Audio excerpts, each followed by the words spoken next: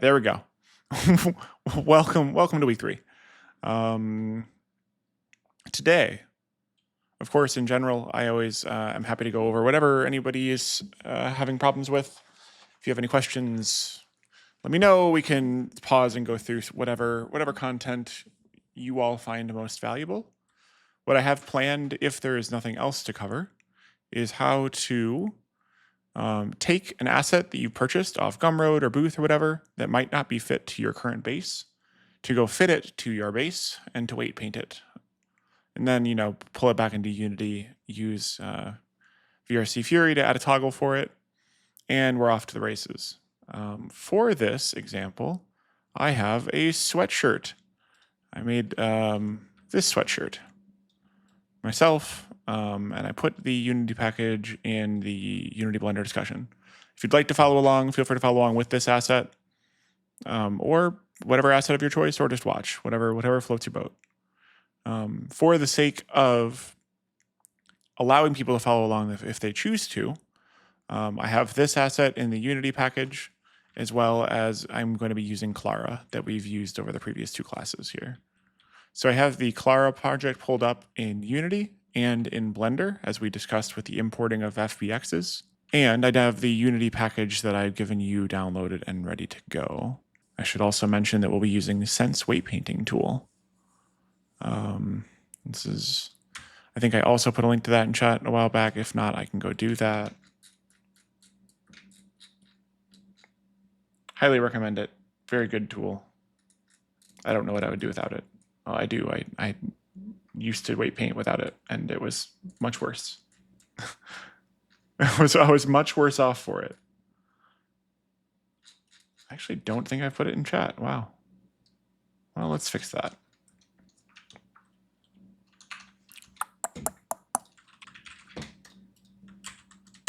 There we are. There's a link to it. You can support Scent if you'd like, but it is free. And this is an amazing tool. It's a tool that allows us to automatically weight paint things extrapolating out from the body. So from a technical level, how does it work? The idea behind weight painting, as we again touched in class 2, is that for every piece of the body, every vertex on the body needs to know how to move with your bones. So we have all of these different bones on our body, which are represented here as lines. I'll move them back to the octahedral views so that it's more familiar to people. But our VRC avatars are made up of bones, right? So we have our hip bone, our leg bones, our shin bones, ankles, arms, fingers, etc., etc. Every vertex on your Avi needs to know exactly how to move with every bone. So this vertex here is going to move around as you move, right? It's going to go wherever it's going to go. It needs to know exactly how to do that, and it does that via weight painting. So the idea behind weight painting is for every bone, we make a vertex group over here, and this is in the data section of Blender. For every bone that we want to influence our mesh, we put a vertex group here, and then we weight paint to determine how much that vertex is affected by that bone. Red means that it is 100% affected by the bone's movement, and it goes from red to orange to green eventually. Green means it's only a little affected by the bone's movement. So on a robot avatar, you're going to have typically very rigid weight painting, which means it's going to be very, there's not going to be a whole lot of gradient. You can see the hips are entirely red because it's a solid part. It's a solid metal part. You're not getting a whole lot of flexion. Versus I think on the arms, for example. No, that's still not a good example. Somewhere around here, we have an example of one that bends a little bit. Fingers, maybe? No. Robot Avi is a really bad example for weight painting, turns out. Well, we will find something. I'm sure there's something in here. Oh, the hat, of course. The hat is floppy. It's not rigid. Hello, welcome. The hat is floppy, so we need to have more gradient on our weight painting to simulate that floppiness. So as the bone moves a little bit, everything that's painted in red moves a lot. Everything that's painted in green only moves a little bit. And we can show that off by just going into, if we click on our armature in object mode, we can go over to pose mode. In pose mode, you can click on any bone you want to, hit R, and move it around. And we can see that as we move it around, it's a bit hard to tell what's what because the bones always show up behind everything. You can see that that area, oh, I know what to do, of course. I use this matcap mode a lot when I'm doing stuff in Blender, and it effectively shows you the normals of any given thing you're working on, which can be really nice to get a better 3D orientation without having to move around your viewport. That's up here in the top right. You select matcap and then pick this like rainbow looking one. So as you move bones around, you can see that it moves the center of the hat a lot and the edges only a little bit. These are all fizz-boned, I think, to make for a nice like floppy effect around the hat. If they aren't fizz-boned, we could always make them fizz-boned. Versus the more rigid parts on a robot avatar, you can see that if we move the leg here, the entire leg moves. We can move the knee down as well and kind of see how it operates.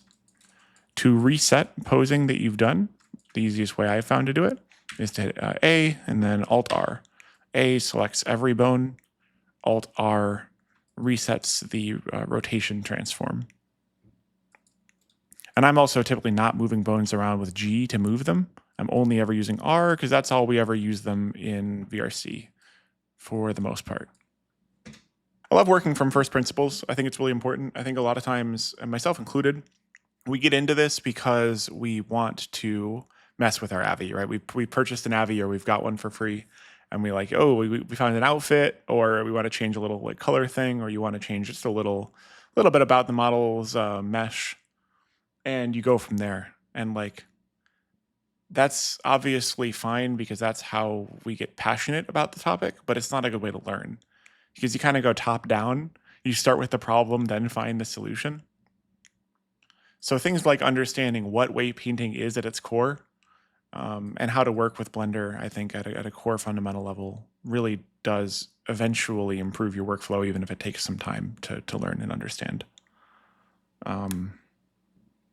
Even if your end goal is simple avatar edits, the more you know about the fundamentals and the core concepts, the better you'll be able to manipulate to get the end result that you want and to troubleshoot when things go wrong.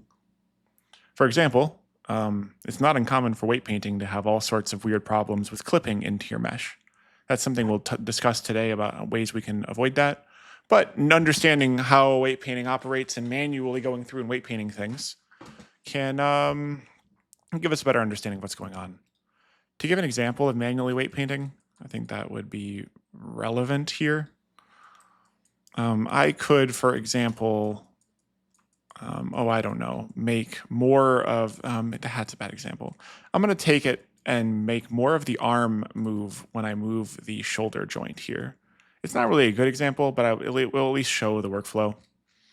So if I go over to the right arm somewhere, we got there. Let's say I want to make this area here move more with the right arm bone as opposed to the right elbow bone. To do that, I can choose my weight up here. 1 is red, all the way down to 0, which is blue, and then going up to green and stuff. Radius and strength. Strength determines how much it applies it. So when I click here, it's going to apply it really heavily. I have weight 0 selected. Versus if I go strength down really low, it will kind of slowly fade out the color down to orange. And then if I click again, down to yellow, etc., etc. I'm going to undo those changes. One more thing to talk about when it comes to weight painting is auto normalization. So up here at the top right, under options, when you're in weight paint mode, there's this checkbox for auto normalize. What this does is effectively ensures that all of your weight painting adds up to 1. So if we think about red being 1 and blue being 0, every vertex has multiple bones that it is affected by. It makes sure, auto-normalize makes sure that that sum of all of the different bones for any given vertex adds up to 1. That's really, really valuable in a lot of cases to make sure that like when you're doing manual weight painting, because it will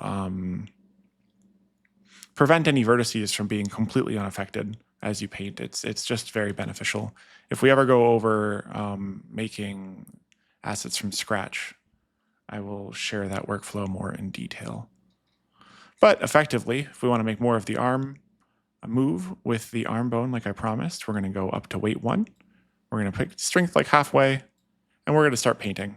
We're just going to start doing this. There is a way to make it paint through the mesh. I have forgotten what it is. If anybody knows off the top of their head, feel free to share. It's some random brush thing somewhere. Good luck with that. You can Google it. I'm a terrible teacher. Anyway, so we've made it so now this whole joint here will move a lot more with the arm bone, and even part of the lower arm will move with the upper arm bone as well. And we can demonstrate that once again by going into pose mode. So if I go into pose mode here and move this upper arm, obviously moving the upper arm moves everything. So it's not going to show any difference in what we did because it also is moving the lower arm bone.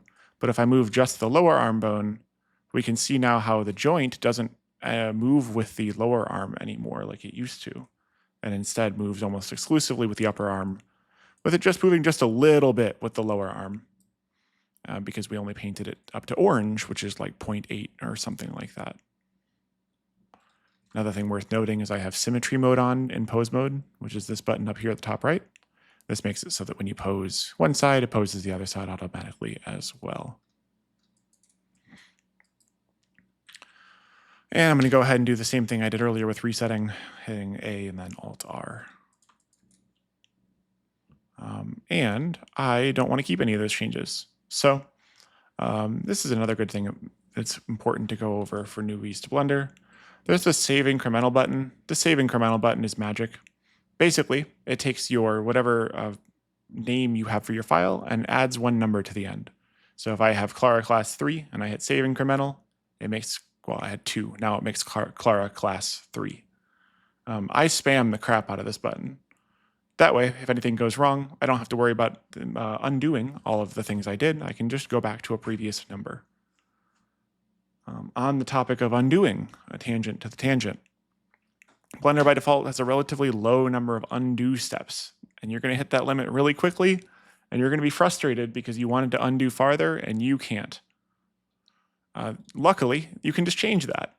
Up in your Blender preferences, under System, there is this undo steps and undo memory limit. You can make this go really high if you want to, with basically no repercussions. 256 is apparently the maximum. You can put it up to 256 with no repercussions. I recommend you do. Honestly, I think the default is like 64 or something, which is absurd. Very, very, very silly.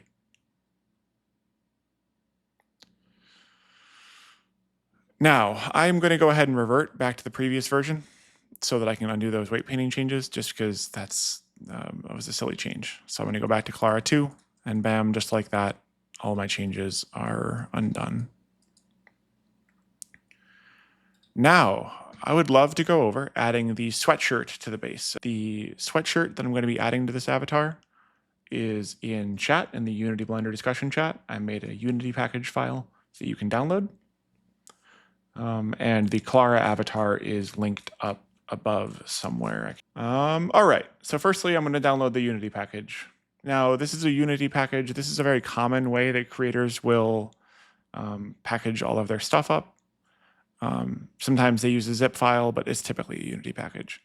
And we can't get the FBX out of there because we're going to need to go into Blender and we're going to need to fit it to our current base. This base is unique. It's the Clara is as far as I know, not even a common base amongst Battle Bunny mods. It's truly unique. So we're going to have to take the sweatshirt that was fitted to the ZinFit base and fit it to ours. The way to open up a Unity package file, obviously, is to open up Unity to our project. So here we have Clara, and we are going to be able to take our Unity package file, double click on it to open it, and see the import here. As usual, as I mentioned previously, check what you're importing before you import it. It's good, best general practice. There's only FBXs and PNGs here. So good to go. Oftentimes when creators give you assets, they're going to give you a prefab. They're going to make it nice and easy for you to drop it onto your avatar. They're also going to give you materials that will make it very easy for you to apply the textures. I gave you neither.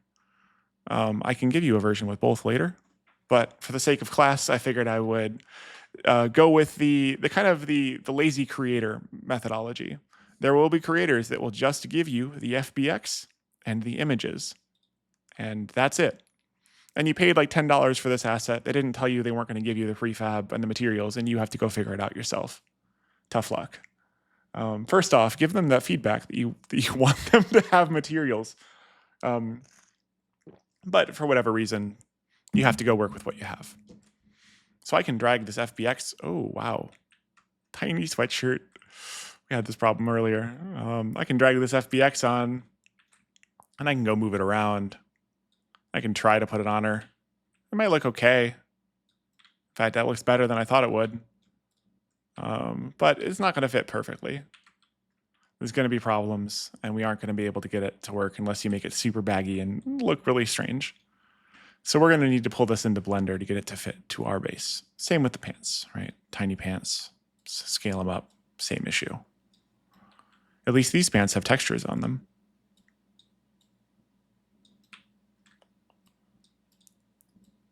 And this is what everybody does when they buy an asset that's not fit to their base for the first time, right? They go try to make it fit and it doesn't, and then they have to Google, why doesn't it fit? How do I make it fit?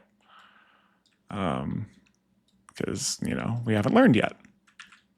So obviously that looks like crap. We're gonna do a better version of this. So to do that, we need to import our FBX into Blender the same way we did for our avatar. We do that is by opening up our folder, just to grab the path, going over to Blender, File, Import, FBX. Or you can use cats. We can show that cats here, and import model. Put in the path, go to the FBX, grab the pants and the sweatshirt. And there we are, tiny pants, tiny sweatshirt. Very cool. First thing we're gonna do is select them both and scale them up. You could probably be specific about scaling it. I think it's like 1/10 size. No, that seems too small, whatever. You could do that via this item tab up here on the right here, just by changing the scale. It's 0.1 right now. What if we made it 1? Oh, that's obviously too big. Let's try 0.01. That looks better. Try it on all of them. It's still not perfect, right? So best way to handle this is going to be undoing what we did, going to object mode. I really dislike that. I don't remember how to change it. How do I change the select mode? I'm a noob. Somebody help me. That's okay. I'll select over here. I'm going to select both my pants and my sweatshirt in object mode, hit S to scale, and then drag to the right until they look about right. Step 1 done. Now I'm going to move it around to try to get things closer to what they should be. And hit W if you want to change what your selection mode is. I definitely knew that the whole time. So here I'm going to go kind of move everything back into place, into a general spot of where they're going to be before I do my sculpting. So I'm going to take and move with G, and then axes bound it with X, Y, or Z. So I hit G and then Z. I kind of moved it down a little bit, clicked. And then G and Y, moved it forward a little bit and clicked.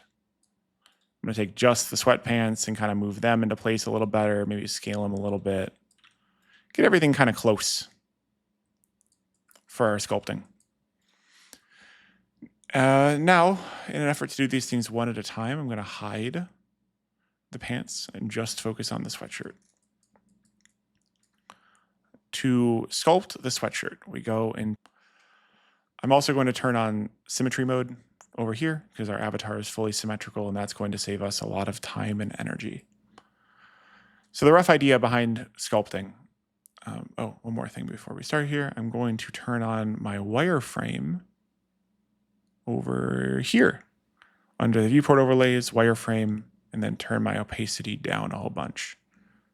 I really prefer having a wireframe visible for my sculpting. It helps make sure I'm not messing up the topology too much. Although we will cover that because there are definitely cases where your topology will get messed up during your sculpt and you're going to have to fix it. Any questions before we start the sculpting process?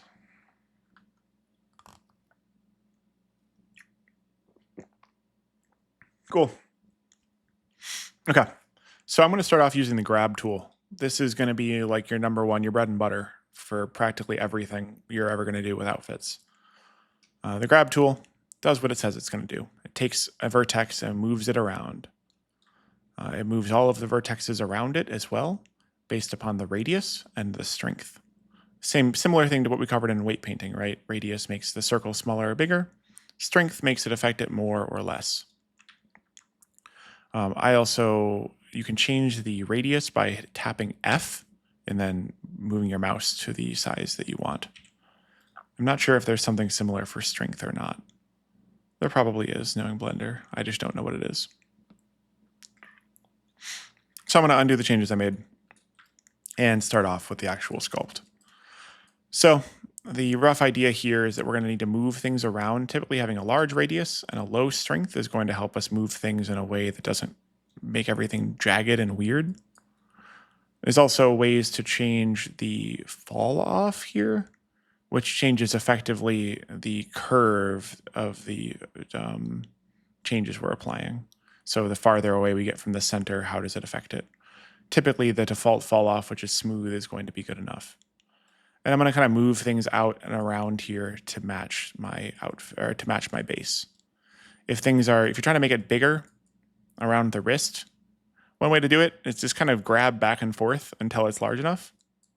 Another way of doing it is this expand or inflate tool over here. So inflate allows us to either inflate or deflate, depending on this plus or minus button, any given part of the mesh. I'm going to use super low strength for this. I'm going to use the inflate mode, and I'm going to start moving my mouse back and forth to continually apply it to this area until it's big enough. You can do the same thing for deflating. You see how I have a big hole here. I can take the deflate tool and kind of, for reasons, that's not going to work very well. Deflating is weird. Deflating effectively tries to make the space between the vertices smaller internally, which makes it not actually a very good tool for making things smaller. But we can go ahead and go back to our grab tool and use it instead.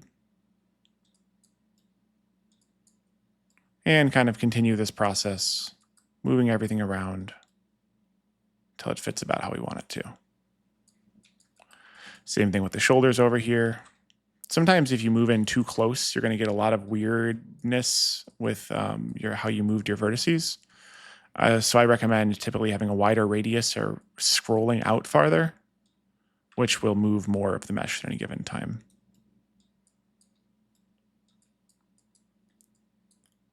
So I'm going to keep going, moving everything around. If it needs to be bigger, sometimes I will just do that grab back and forth thing over and over again. Kind of scuffed, but it does the job. Kind of move it all up around here to fit the body nicely as we can.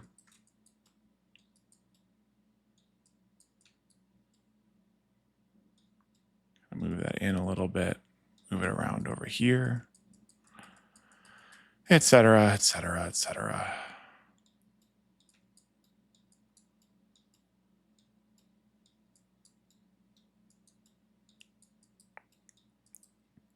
Kind of make it fit the form a little bit better. Sometimes you're going to want to toggle X-ray mode on, which is done by either this button here or the hotkey Alt-Z, so you can better see how you have conformed it to the body and improve it a little bit.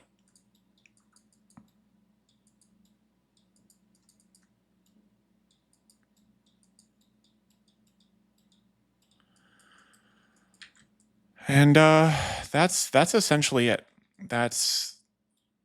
So I've done it's a little bit weird looking here. Oh, I used shift, which is smooth. We'll cover that in a sec. It's a little bit weird looking, but for the most part, it's fit. Could be better. It's not as like form fitting as the original one was. Kind of looks a little frumpy, I guess. And you can kind of see why. There's a bunch of space here that can be improved on. We could use the deflate tool for that. Kind of move everything in a little bit. This is a good point. Sometimes when you are moving a mesh around, you're going to accidentally start affecting other parts of the mesh inadvertently. You see, if I do like inflate here or deflate, my butterflies got horribly messed up. And in fact, during my grab, they probably got pretty messed up too.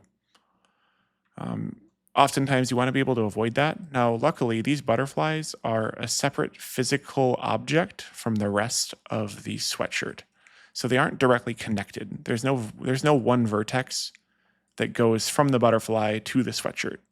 It might be like inside of it, like it kind of clips into it a little bit, but we don't have them joined together. So one thing we can do that's really nice is turn on this auto masking topology checkbox. What this checkbox will do is make sure that anything you sculpt only affects the current, anything that's currently connected to the vertex you originally select. So I can make any change I want over here. Let's go to like grab mode. Or over here. Oh, that's physically connected. Oh, I didn't check it. There we go. I can make any change I want over here, and it's not going to affect the butterflies or the laces, which is obviously very useful as we don't want to harm the precious butterflies.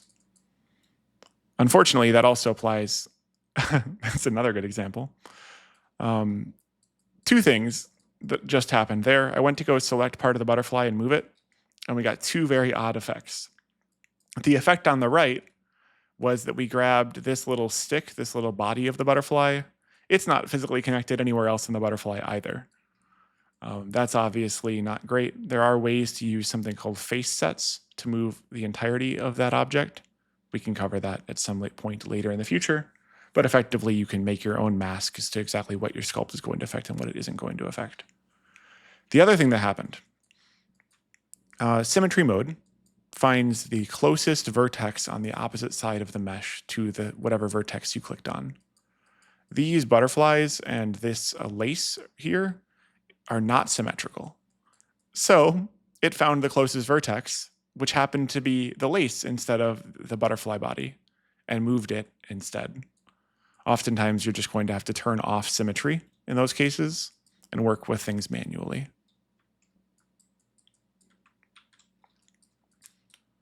But obviously that auto-masking topology is a huge benefit, and we can do things now like deflate this stomach area here like we were talking about without being worried about affecting anything else. Go in here, kind of do some of that. Make it look a little better.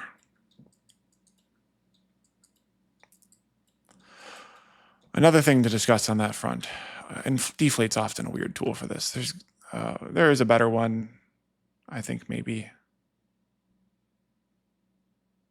Snakehook can kind of do it. Snakehook's an interesting one. It allows you to do stuff like this. So it kind of pulls things along and allows you to shape them, which can have a lot of very interesting effects. But if you kind of want to move things around and kind of move it up and down as you go, you can use Snake Tool for that with some decent effect. Another note about symmetry too. Notice that this sweatshirt is not actually symmetrical like at all. There's a whole bunch of folds in this arm that aren't over in this arm. I used a cloth simulator to make it, and I actually really appreciate the lack of symmetry. I think it looks better as an asset. The topology on this asset is also garbage. It's really bad. I used a tool called Marvelous Designer for the cloth simulation. And then I used another tool called Quad Remesher, which I think is a paid tool. It's pretty cheap though, to make the topology that came out of Marvelous Designer into something that resembles quads, but it's pretty bad. In the future, we have a person. Hello, hello. Okay. In the future, if I use Marvelous Designer, I'm going to be using something called Retopoflow to retopologize it. Retopoflow is a free Blender add-on If you go to the Blender Market, they charge you like $80. But for students and educators, you can get it for free off the GitHub, because I think that it's going to be worth learning, and I would love to teach this here in a future class. But the idea behind ReTopoFlow, roughly, see if it has any of the videos, is that you can take your topology and use this tooling to improve it effectively into nice, neat quads with pretty edge loops. If we ever get to a basics of modeling class, which I think will be in a week or two, I will go over things like edge loops and topology and good workflows when it comes to that. So that's effectively it for shaping our asset to our body. Any questions on any of that material? Or comments about things I missed? Feel free.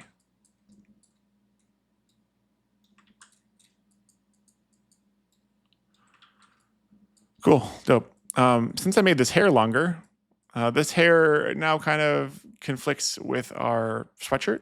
So I'm gonna go ahead and make it shorter again. I made it longer originally. So we're gonna go ahead and back into sculpt mode, go into grab and kind of pull it all up. We're not gonna make it pretty. Good enough. And I guess you could spend a little bit of time here to like move it right to the edge of the sweatshirt. So it kind of looks good, kind of like that. Sure. One other thing worth mentioning about sculpting, I'm going to move back to the sweatshirt here by switching back to object mode, selecting the sweatshirt, then going to sculpt mode. Are some other the tools here that you might find beneficial. I find myself using the smooth tool a lot. The smooth tool tries to take your topology and make it as even as it can. In a lot of cases, it's actually going to de-wrinkle these clothes, which will make it look worse, but I'll show you what smooth does, right? So I can move smooth all over the body here, and all of a sudden our size of our quads look relatively even across the body. We also lost all of the character of the cloth, right? But I could do this everywhere. The reason why I bring it up, obviously it starts to clip back through, we'd have to improve that, is sometimes when you are sculpting outfits, you will inadvertently mess up the topology pretty badly. I can artificially do it by putting a crease in. So like, let's say that I did a whole bunch of sculpting, kind of moved things around badly, and now all of my vertexes here are kind of bunched up, right? I grabbed some stuff and pulled it up. I grabbed some stuff, I pulled it down. I grabbed some stuff, I pulled it up. Grabbed some stuff and pulled it down. And now we have this mess here. This is pretty terrible looking and will look terrible with our texture as well. If it shows in game, now you're just gonna get pink. It would look pretty bad. Smooth is the way to fix that. So we can go to our smooth mode here and smooth it back out. And all of a sudden everything looks normal again. Some interesting weirdness there. I hope that's not indicative of a future problem that we're gonna face. Yeah, whatever. I'm gonna undo the changes I made.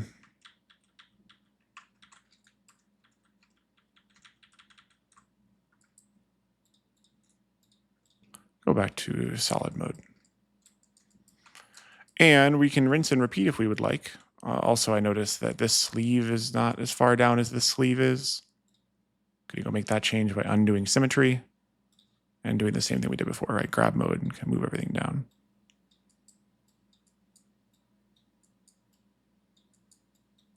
It's not an exact science, that's for sure.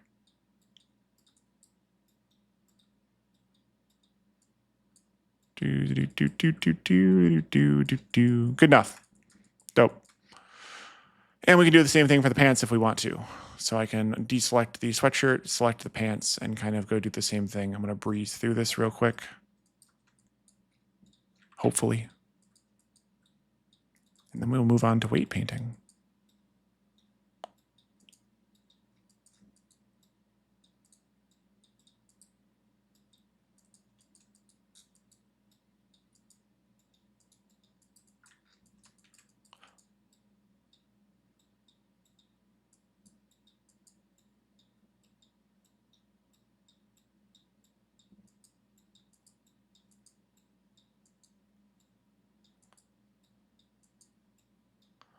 can see my scuffed workflow of dragging things back and forth.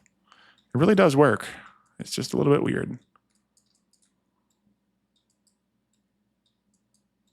I'm sure there's a better way.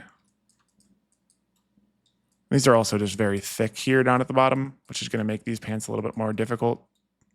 So I think we will have to use the inflate tool to really pull these things out.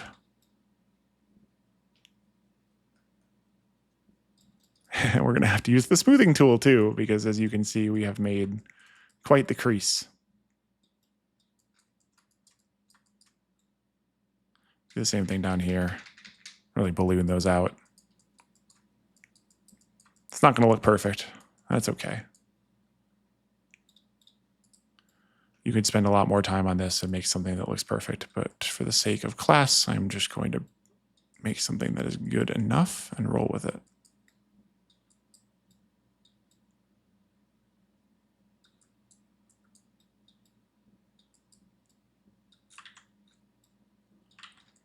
Sometimes when you get in the middle here, symmetry mode can kind of act weirdly. You might have to disable symmetry mode to mess around with this.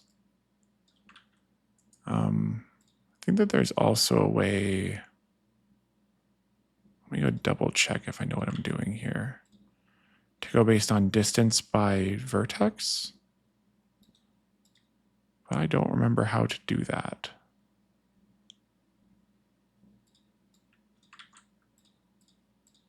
Huh. Oh well. I'll have to look that up later.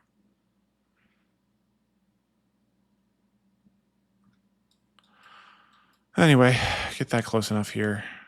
Maybe use inflate a little bit. Push everything out. And there we are. We have these issues over here. We can fix those with the smooth tool like we discussed previously. You're going to want a much lower strength than that. Make your changes a little bit more carefully.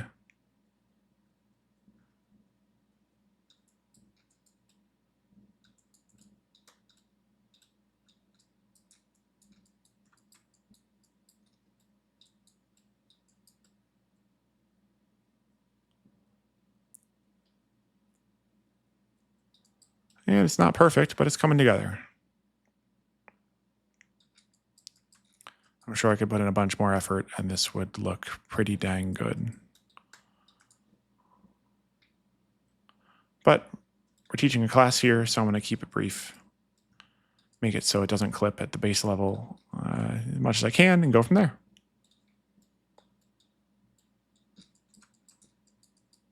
Dope. We're going to leave that as it is for down there for right now. And we have pants. Move these up just a smidgen. Boom. Pants. And we can throw the sweatshirt back on.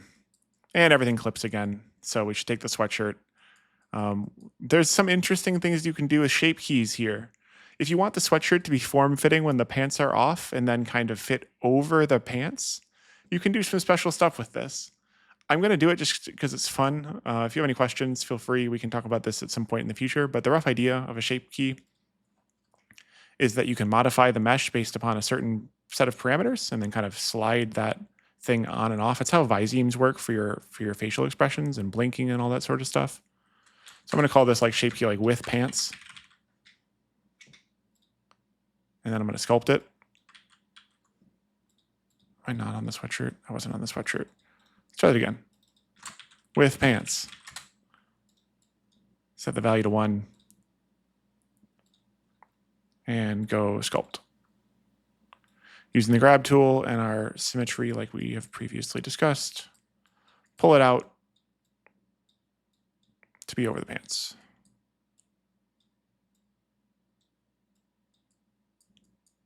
Kind of like that.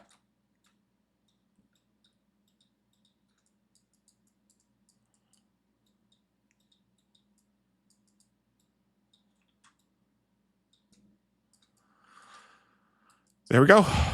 That is done. And now you can kind of do a cool thing here where you can, if I toggle the pants off, I can take the sweatshirt and I can put it back to how it was originally with that shape key.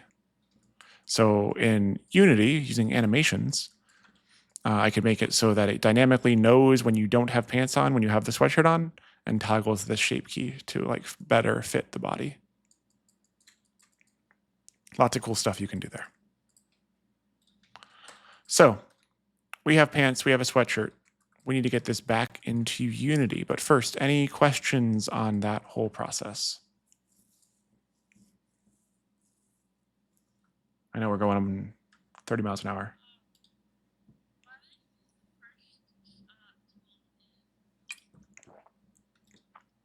Which one?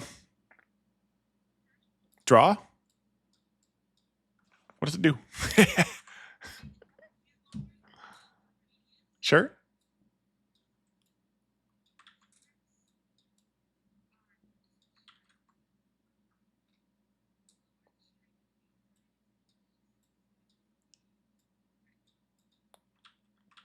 It seems to only affect whenever I click. Is that what am I? Oh, I see what you're saying. It kind of pulls it out. That probably actually works way better than the inflate and deflate. I've never tried to use it before. Good to know. This is yes. That makes sense. The draw sharp tool. There are a whole bunch of things in here, and I only know like a quarter of them. But that's great to know. I'll have to do my research and get back next week, but I appreciate that. I really like the grab because you can kind of click and drag. But I think that draw is almost certainly a better choice than inflate deflate. Very cool. Thank you.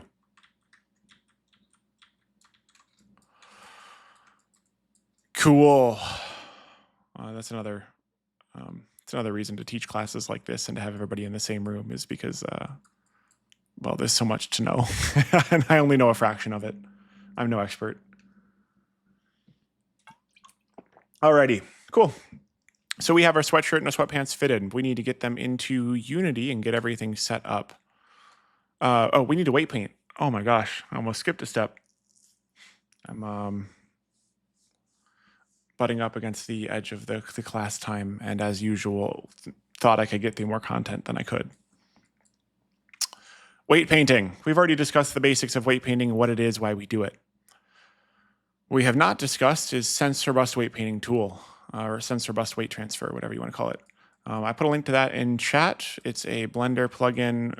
Feel free to download it and follow along if you already have it. Very cool. The idea behind this, and now that we know what weight painting is, we can learn what this tool is doing.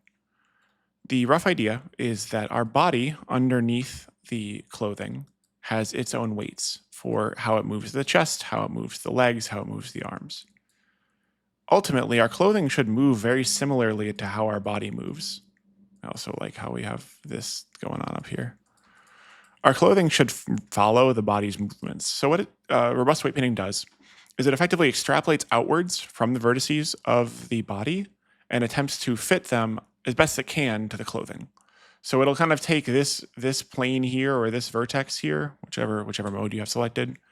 It'll kind of extrapolate it outwards towards our, I guess duplicate's gonna be better. It'll extrapolate it outwards towards our sweatshirt until it finds whichever vertex it's going to affect on the sweatshirt, and then copies the weights over to those vertices on the sweatshirt.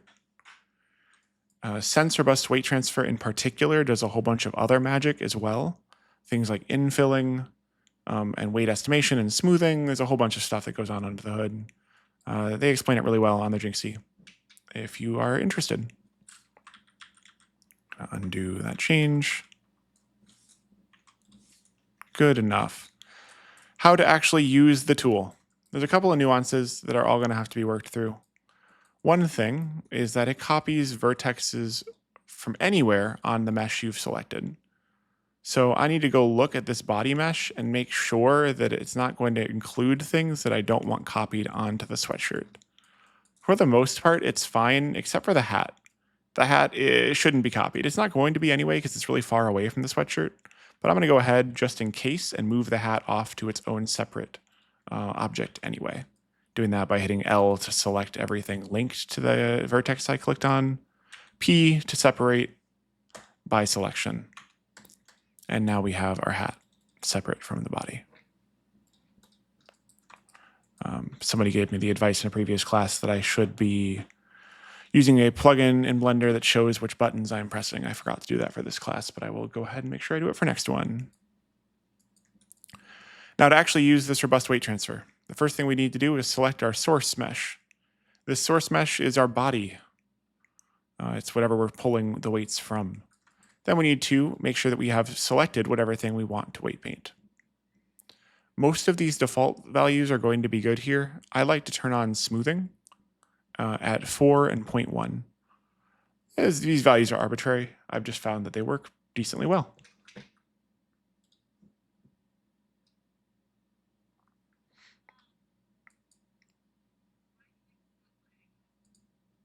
What's not lighting up?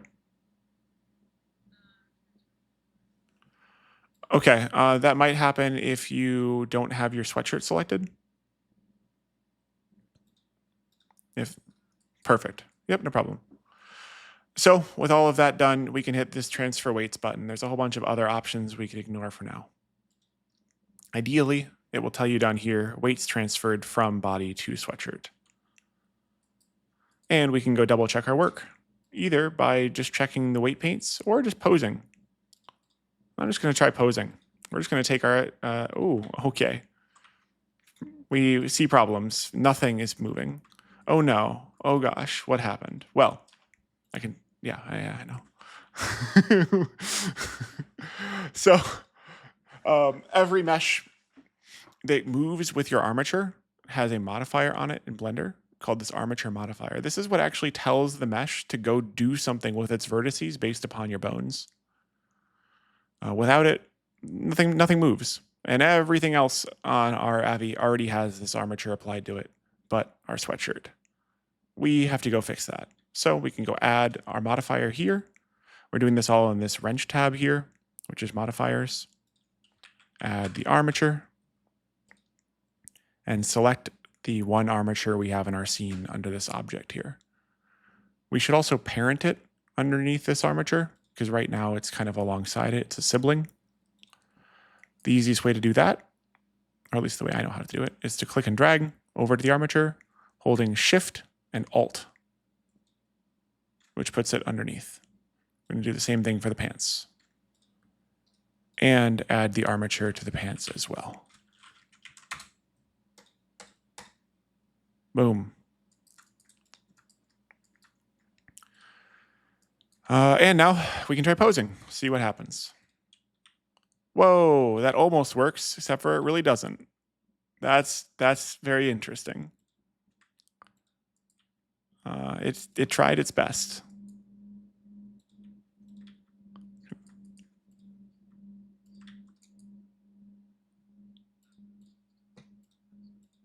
Yeah. Oh, of course, to like 10 times it or 20 times or whatever. That's a great point. 0.5, perfect. Yep, that makes a lot of sense. Is it like doing too much infill? It's just only grabbing the things that are like right next to it. Yeah, that makes sense. Because this model is so gigantic, this max distance became very important. Thank you so much for that. I would not have figured that out at first try. We can see the total size of the object, by the way, by going over there to our item tab and seeing dimensions. We can see that we are almost 5 meters tall. Or sorry, that's why I always get my dimensions confused. We are 7.5 meters tall for just the sweatshirt. The actual body is, oh no, it was Z. I'm not crazy. Cool. 20 meters tall. So like 10 times normal height for whatever reason. So because of that, in our tooling here, we have now set max distance to 0.5 meters instead of 0.05. And we can go ahead and transfer weights again and try out our work. So click on the armature bones, go to pose, move it. Whoa, crazy. Everything works. Now there's a little bit of weirdness here. You can kind of see how some parts of these joints aren't working quite as you'd expect them to. Those are things we can manually fix with our weight painting, or we can just adjust our smoothings. Either one works. But we'll be able to kind of see why that is. Let's check the pants as well. Move them around. Oh, that didn't work. Let's figure out why. Because I haven't transferred weights yet. Yeah, that would do it. So reset our pose on our armature, go down to our pants, hit transfer weights, same as we did for the sweatshirt. Go back to pose mode, move it around. Whoa, we have legs. We have legs. Boom. Cool. And that is Sense Weight Painting Tool brief overview. Any questions on any of that?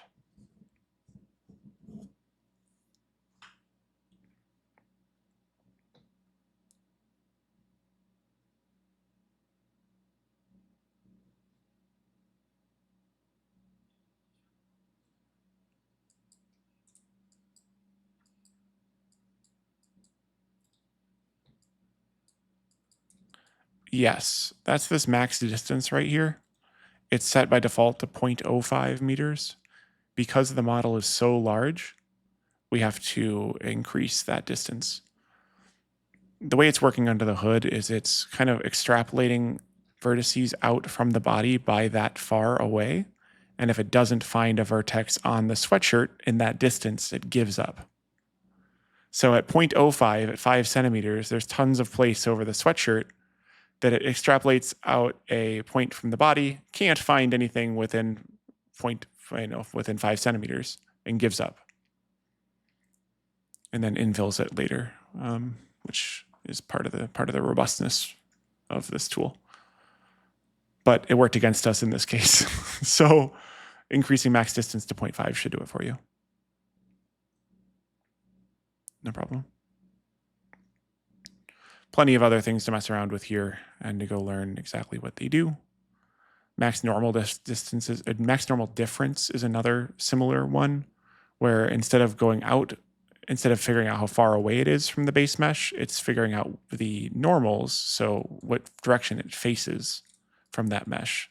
And if it doesn't face within 30 degrees of the same angle, it won't apply it. So if I had a part of my mesh that were like, I don't know, facing like that against the body, it would recognize that the difference between the normals is really large, way bigger than 30 degrees, and it wouldn't copy the weights to it.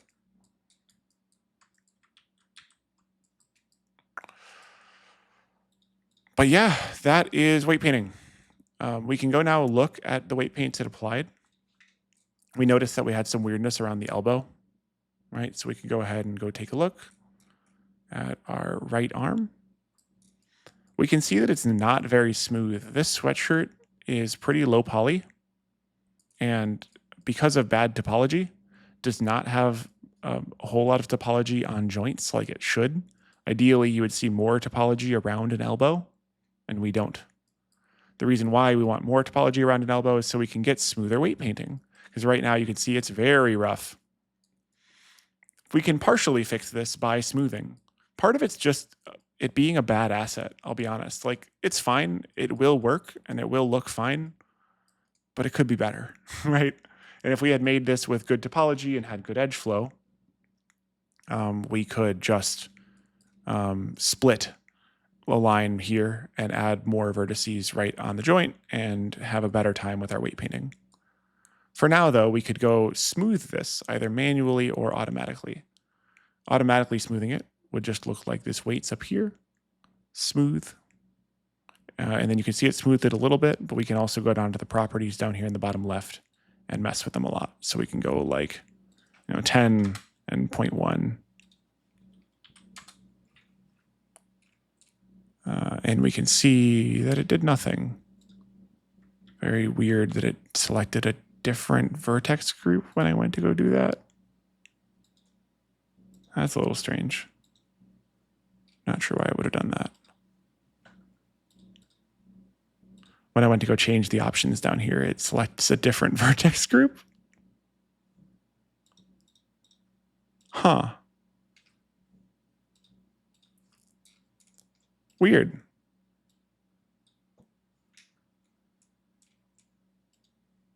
Not sure why that is. But more likely than that, what we actually want to do here is probably not go use this, although the smoothing option does work really nicely when you need it.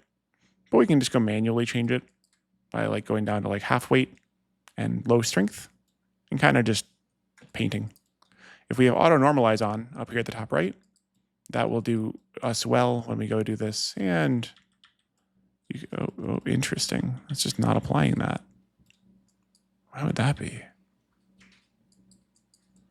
Here you get to watch the noob attempting to teach and doing it poorly. Oh, yes, of course. It won't reduce it because it's not increasing it on another vertex group. Some weirdness here with auto normalize where you're going to have to like paint outwards but not inwards. Smooth it out a little bit best you can. And then select the other bone, the right elbow, and then paint it outwards as well. Because of how auto normalize works, it won't ever let you reduce a vertex below 1 total weight. And it didn't realize that as I tried to reduce a vertex that I really wanted it to increase this other one. So there's some manual smoothing, right? We're kind of just painting around, getting it to look somewhat normal. And then if we pose, we should hopefully see a bit better of a bend. Now the sweatshirt looks better, but oh no, we have yet another problem. And this is the last problem I'll discuss today because we're already 5 minutes over, but I find this to be another valuable point. As we rotate our sweatshirt, the sweatshirt itself looks great, but the mesh pokes through the sweatshirt. This can be fixed a couple of different ways, but one of the most common ways is to just better hide the mesh and just allow the sweatshirt to deform as it does. You can obviously modify the weight paints if you wanted to, but you can also just hide parts of your mesh to avoid this issue. There's 2 common ways of hiding your mesh. One way is to actually UV discard vertices. UV discarding effectively acts as though the vertex wasn't there. So if I were to just pretend like that whole thing doesn't exist, which you can do with a UV discard using your materials in Unity, using Poyomi or Liltoon, we can just hide the interior of the body when the sweatshirt is on and use our animator in Unity to toggle that on and off. And all of a sudden, your sweatshirt looks great. No clipping, looks fairly good on the weight painting. Not perfect, but not terrible. Another common way of handling this problem is to use shape keys again. So just like we made a shape key for increasing the size of the sweatshirt when we had pants on, we can go make a shape key that actually reduces the size of the body when the sweatshirt is on. So we can go in here into sculpt mode, make a new shape key for like sweatshirt. Turn that shape key to 1. We can try using our draw tool now that I know that exists. Thank you. Whoa, that works great. Cool. And slowly bring in our mesh to no longer clip with our sweatshirt. Obviously under the hood, this is going to look pretty janky. But it doesn't matter because they'll never see it. And just like that, we have fixed it so it no longer clips. And then you could potentially pose your avatar in a different orientation and do the same thing over and over and over again. We're not going to, because honestly, this is just poor weight painting that's causing a lot of this. Also, you could pose your bones in a way that you can't in real life, nor in VRChat, because it's mimicking real life for those of you who have full body tracking, or those of you who are using animations. Nobody's going to animate their, unless you're making a horror Avi, nobody's going to animate their arms to move backwards like this, like in a way that bends your elbow backwards. So you'll never see this problem. You probably shouldn't worry about it. You should try to only rotate your bones in a way that makes logical sense and not do one of these. Okay. So that is how to use sculpting to go hide the mesh underneath. Obviously, if we hide the sweatshirt, we can see this weird looking arm now. We can just turn off our shape key and bring it back to normal.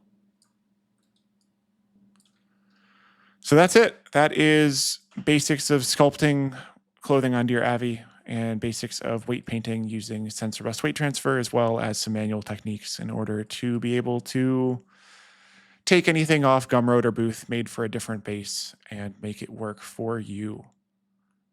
Any questions about anything we covered today?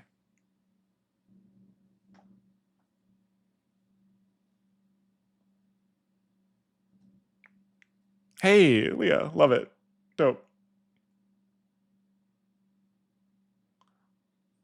Leah put her final product in the text chat for this channel, including the texture and everything that I included in the Unity package. We did not today get to how to make materials. I was a bad creator intentionally and did not give any materials nor prefabs on the things I gave everybody. So even if you drop in your updated sweatshirt, pretending it fit well, it would just look like this. We can, in the next class, I think is going to be appropriate, talk about how to add these textures onto a material and do something like the end product, like what Leah posted. I made us a cute little temple texture for the sweatshirt that everybody can have. Even has missions, and we could set up audio link next time, which we will. Awesome. Well, thank you all for coming. Hope to see you next week. We're going to dive into materials and a little bit more, I think, Unity stuff. Oh, hey, sweet. Let's go. Dope. Love it.